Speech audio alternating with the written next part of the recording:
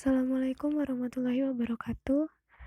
Nama saya Vistadi Septiana, NPM 19170510066 dari kelas A jurusan Ilmu Komputer.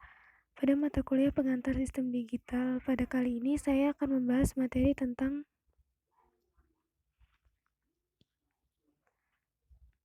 rangkaian sekuensial.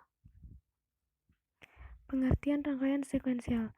Rangkaian sekuensial adalah suatu rangkaian yang outputnya tidak hanya tergantung pada kombinasi inputnya, tetapi juga tergantung pada output sebelumnya. Rangkaian dasar yang dapat dipakai untuk membentuk rangkaian logika sekuensial adalah latch dan flip-flop. Perbedaan latch dan flip-flop terletak pada masukan clock-nya. Pada flip-flop dilengkapi dengan masukan clock, sedangkan pada latch tidak. Oke, yang pertama saya akan membahas RS flip-flop.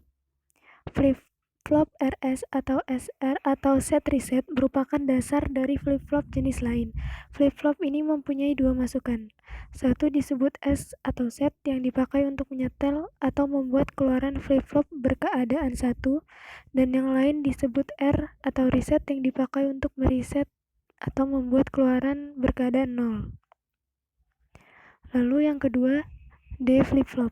Sebuah masalah yang terjadi pada flip-flop RS adalah di mana keadaan R sama dengan 1, S sama dengan 1 harus dihindarkan. Satu cara untuk mengatasinya adalah dengan mengizinkan hanya sebuah input saja di mana FFD mampu mengatasi masalah tersebut. Lalu yang ketiga, JK flip-flop. Flip-flop JK ini mempunyai masukan J dan K.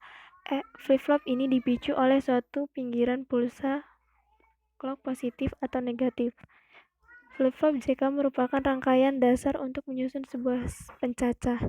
Flip-flop JK ini dibangun dari rangkaian dasar flip-flop SR dengan menambahkan dua gerbang N pada masukan R dan S serta dilengkapi dengan rangkaian diferensiator pembentuk denyut pulsa clock.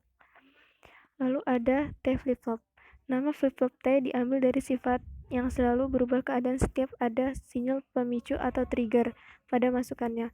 Input T merupakan satu-satunya yang masukannya yang ada pada flip-flop jenis ini, sedangkan keluarannya tetap 2. Seperti semua flip-flop pada umumnya, kalau keadaan keluaran flip-flop 0, maka setelah adanya sinyal pemicu keadaan berikut menjadi 1, dan bila keadaannya 1, maka setelah ada pemicu keadaannya berubah menjadi 0.